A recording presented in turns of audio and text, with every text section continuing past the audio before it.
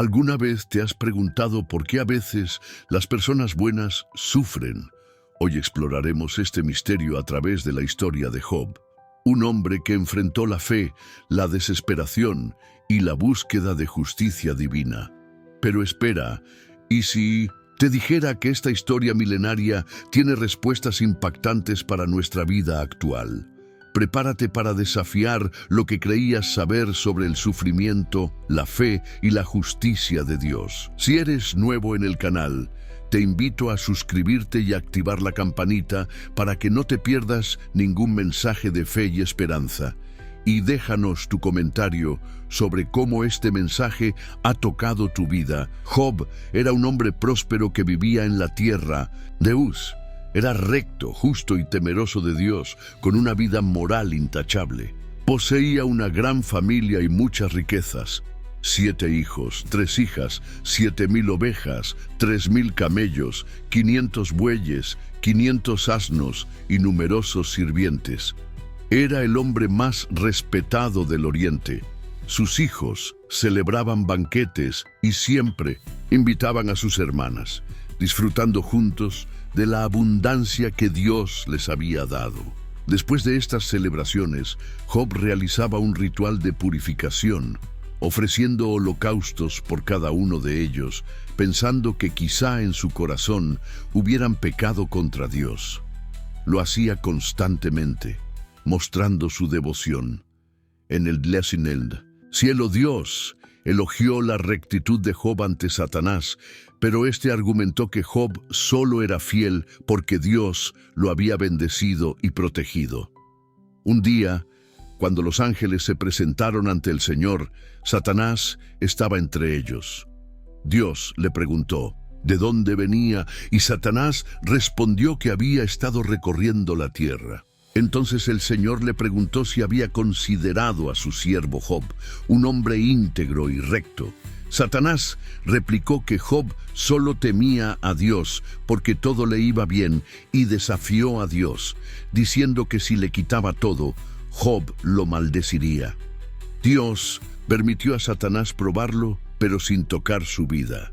En un solo día, Job recibió noticias devastadoras. Sus ovejas, sirvientes y todos sus hijos murieron. Mientras sus hijos celebraban en casa del mayor, un mensajero llegó informando que los sabeos atacaron, robaron su ganado y mataron a sus sirvientes.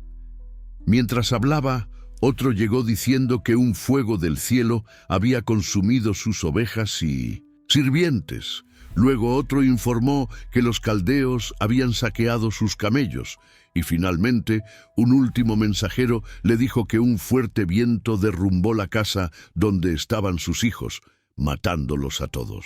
Ante esta tragedia, Job rasgó sus vestiduras y se rapó la cabeza en señal de dolor, pero en vez de maldecir a Dios, se postró y dijo: «Desnudo salí del vientre de mi madre y desnudo volveré. El Señor dio y el Señor quitó. Bendito sea el nombre del Señor». A pesar de su inmenso dolor, no pecó ni culpó a Dios. Satanás, al ver que Job seguía firme, pidió a Dios permiso para infligirle enfermedad, argumentando que si sufría en su propia carne, entonces lo maldeciría. Dios permitió la prueba, pero le prohibió quitarle la vida. Job fue golpeado con llagas dolorosas por todo su cuerpo. En su desesperación, su esposa le dijo que maldijera a Dios y muriera, pero él respondió: ¿recibiremos de Dios solo lo bueno y no lo malo? 3 amigos de Job, Elifaz, Bildad y Zofar, llegaron para consolarlo. Se sentaron en silencio con él durante 7 días, respetando su dolor.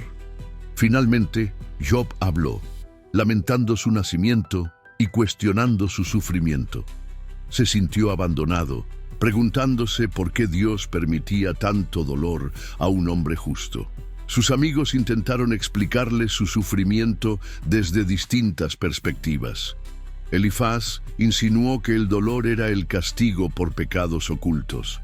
Bildad afirmó que Dios nunca castiga al inocente, y Zofar insistió en que Job debía arrepentirse. Pero Job no aceptó sus explicaciones. Sabía que no había hecho nada para merecerlo y anhelaba una respuesta de Dios. En su angustia, clamó por justicia y expresó su deseo de que hubiera un mediador entre él y Dios. En medio de su sufrimiento, surgió otra voz, la de un joven llamado Elihu, quien le recordó que los caminos de Dios son más altos que los del hombre y que el sufrimiento no siempre es castigo, sino un medio para enseñar y purificar. Entonces Dios respondió. Desde un torbellino, le habló a Job con preguntas que demostraban su grandeza y soberanía. ¿Dónde estabas cuando yo fundaba la tierra? ¿Quién puso sus bases y extendió los cielos? Dios no explicó el sufrimiento de Job, sino que le mostró su poder, sabiduría y control sobre todo. Job, al escuchar a Dios, reconoció su pequeñez y dijo, «Antes te conocía solo de oídas, pero ahora mis ojos te ven». Dios reprendió a los amigos de Job por no hablar correctamente de él y ordenó que Job orara por ellos. Después, restauró su vida, dándole el doble de lo que había perdido. 14,000 ovejas, 6,000 camellos, 1,000 bueyes y 1,000 asnos. Además, tuvo otros 7 hijos y 3 hijas y vivió muchos años más, viendo hasta 4 generaciones de su descendencia. Esta historia nos deja profundas enseñanzas. Primero, el sufrimiento no siempre es castigo. Puede ser una prueba de fe o una manera en que Dios nos moldea. Segundo, en medio de la aflicción podemos cuestionar pero nunca perder la confianza en Dios. Tercero, nuestros pensamientos son limitados y no siempre entenderemos los caminos divinos. Job nunca recibió una explicación detallada de su sufrimiento, pero sí recibió algo más valioso, un encuentro con Dios. Hoy, cuando enfrentamos dificultades, podemos recordar que Dios sigue en control, incluso cuando no comprendemos. Tal vez estés pasando por momentos oscuros, sintiendo que has perdido en todo, pero la historia de Job nos enseña que la fidelidad a Dios tiene recompensa. Quizás no de la manera que esperamos, pero siempre en el tiempo perfecto y con un propósito más grande de lo que podemos imaginar.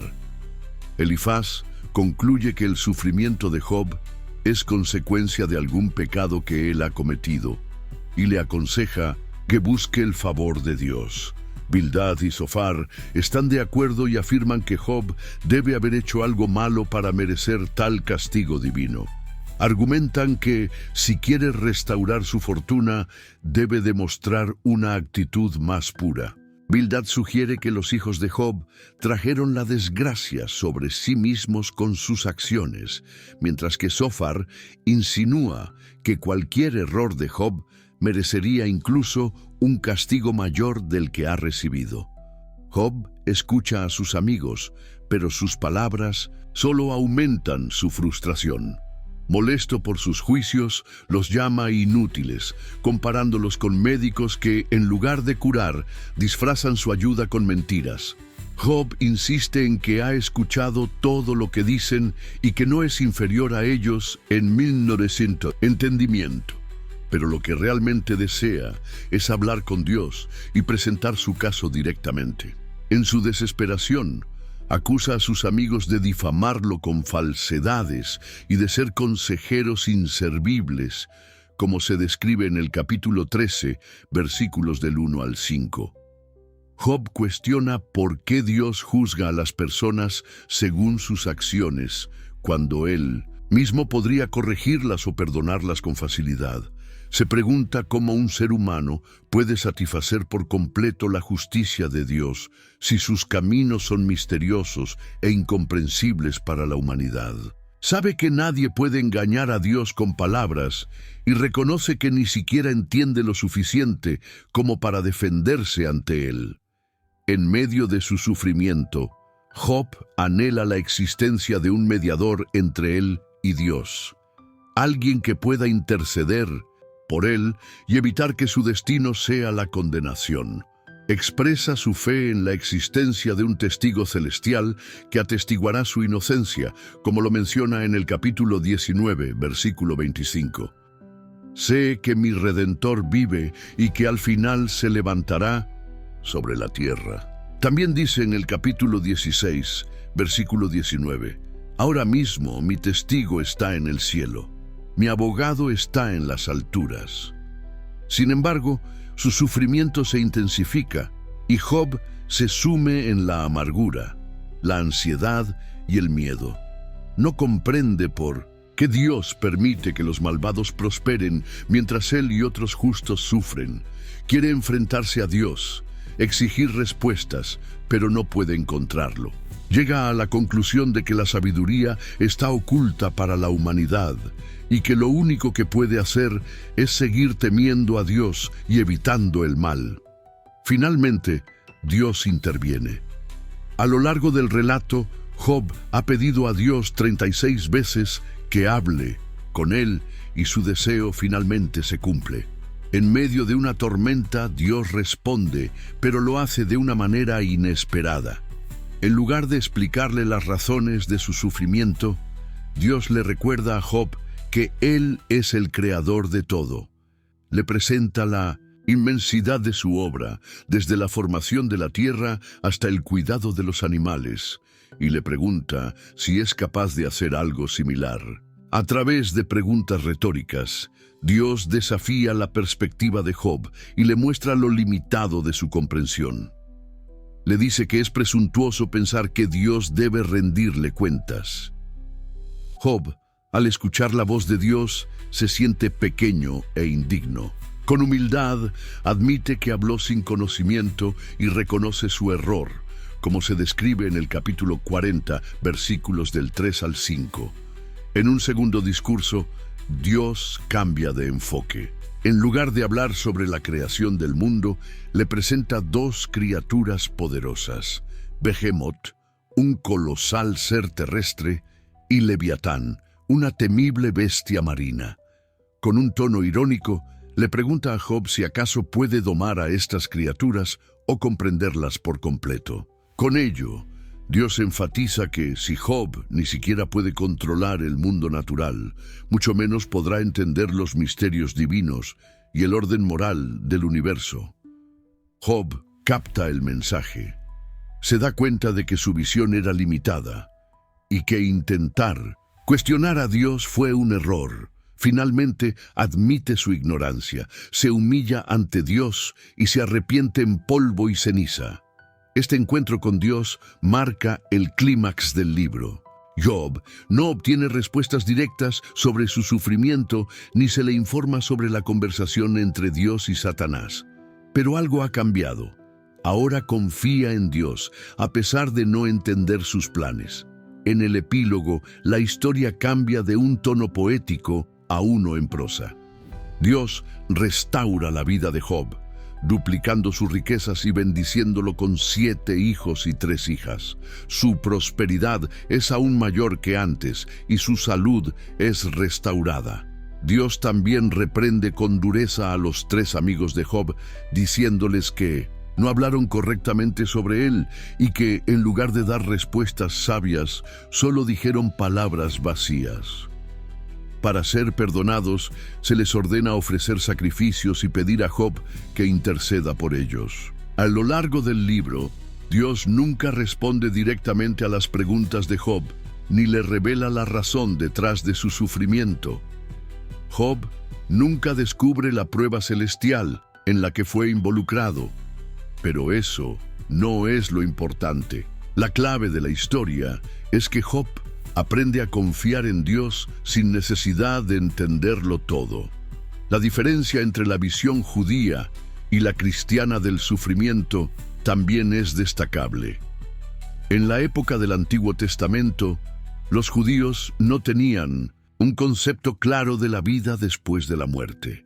Creían que la justicia de Dios debía manifestarse en esta vida, ya que tanto los buenos como los malos iban al mismo lugar después de la muerte, el Seol, una existencia sombría y sin distinción. Sin embargo, el cristianismo presenta una perspectiva diferente. Con la venida de Cristo, el sufrimiento terrenal adquiere un nuevo significado. No se trata solo de justicia en esta vida, sino de una esperanza eterna. El dolor y las pruebas en 1900, la tierra son insignificantes en comparación con la vida que aguarda en el cielo. Así, el libro de Job no solo nos muestra la historia de un hombre que sufre, sino que nos invita a reflexionar sobre la fe, la paciencia y la confianza en Dios más allá del entendimiento humano. Nos recuerda que el propósito del sufrimiento no siempre es revelado, pero que aún en medio de la adversidad, la fe es nuestra mayor fortaleza. De la vida después de la muerte, a lo largo del libro de Job, se menciona que en algún momento encontrará a Dios tras su fallecimiento, pero este no es un tema recurrente y Job mismo no sabe cómo ocurrirá. El libro presenta dos tramas principales, la celestial y la terrenal. La historia comienza en el plano celestial con una reunión entre Dios y Satanás, quien en aquel entonces actuaba como un acusador ante Dios. Su función era recorrer la tierra, observando la conducta humana.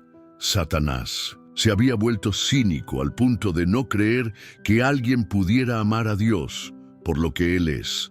En lugar de lo que Él da, su argumento era que las personas servían a Dios solo porque recibían bendiciones de Él, por lo que si Dios las quitaba, cualquiera lo maldeciría. Dios, en respuesta, le señala a Job como un hombre íntegro que lo ama genuinamente sin depender de lo material. Satanás responde con sarcasmo y afirma que si Job perdiera todo lo que posee, se volvería contra Dios. Esto da lugar a una especie de apuesta divina en la que Job es probado sin saberlo. La tensión es clave en este drama, pues el lector conoce la verdad, mientras que Job no lo sabe. Esta escena nos enseña mucho sobre Satanás, por ejemplo, que no es omnipresente y que necesita desplazarse para obtener información. Tras este episodio, el relato se traslada al plano terrenal, donde se desarrolla el intenso debate entre Job y sus amigos. Esta parte ocupa la mayor extensión del libro porque su propósito es explorar el sufrimiento desde diferentes perspectivas. Por un lado, los amigos de Job están convencidos de que su dolor es consecuencia de un pecado oculto. Por otro lado, Job defiende su inocencia y se niega a aceptar que merezca su sufrimiento. El intercambio está lleno de tensión, ya que el lector sabe que Job tiene razón. La estructura de dos tramas nos recuerda lo limitado de nuestra comprensión ante el sufrimiento humano. Nadie conoce todo el cuadro completo y muchas veces intentamos hallar razones sin tener suficiente información en medio de su angustia. Job no solo busca respuestas, sino que se enfrenta a una pregunta aún más difícil: ¿cómo seguir confiando en la bondad de Dios cuando todo en su vida parece desmoronarse? El libro de Job ofrece una respuesta a esta interrogante, y para comprender su mensaje es fundamental preguntarse: ¿cuál fue el peor dolor de Job? A primera vista podría parecer que su sufrimiento físico fue el más terrible. Su cuerpo estaba cubierto de llagas desde la cabeza hasta los pies y experimentaba un dolor constante. Además de la enfermedad, padecía un rechazo social. Su desgracia lo convirtió en un marginado. La gente evitaba mirarlo y hasta los jóvenes se burlaban de él, pero su mayor tormento no era ni físico ni social, sino espiritual. Job sentía que Dios estaba distante, que lo había abandonado, y esa sensación de vacío era lo que más lo atormentaba. Clamaba desesperadamente pidiendo respuestas, pero no obtenía ninguna. Cuando finalmente Dios le responde, el encuentro no ocurre como Job lo esperaba, desde una perspectiva cristiana. El libro de Job encuentra paralelismos con el Nuevo Testamento. así como Dios permitió que Satanás infligiera sufrimiento a Job, permitió también que su propio Hijo Jesucristo padeciera en la cruz. En ese momento Jesús clamó: «Dios mío, ¿por qué me has abandonado?». De manera similar a Job, Jesús no recibió una respuesta inmediata. La lección es clara. Hay momentos en los que incluso los más justos pueden sentir la ausencia de Dios, sin que esto signifique que han sido abandonados. Otra enseñanza clave del libro es la relación entre sufrimiento y justicia. Mientras que la visión judía, en la época de Job, creía que la justicia de Dios debía manifestarse en esta vida, los cristianos tienen una perspectiva diferente. Ven el sufrimiento terrenal como algo pasajero en comparación con la gloria eterna.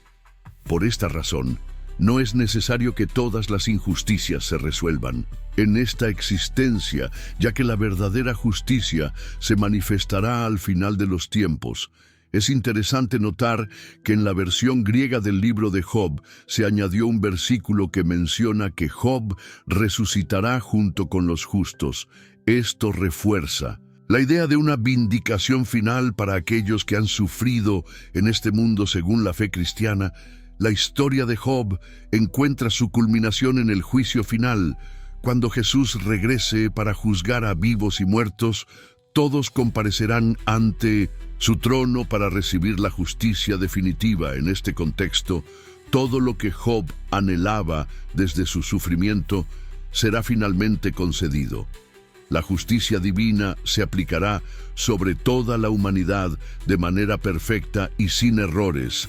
Al sumergirnos en la historia de Job, descubrimos que sus lecciones sobre la fe, la resistencia y la confianza en Dios siguen siendo más relevantes que nunca.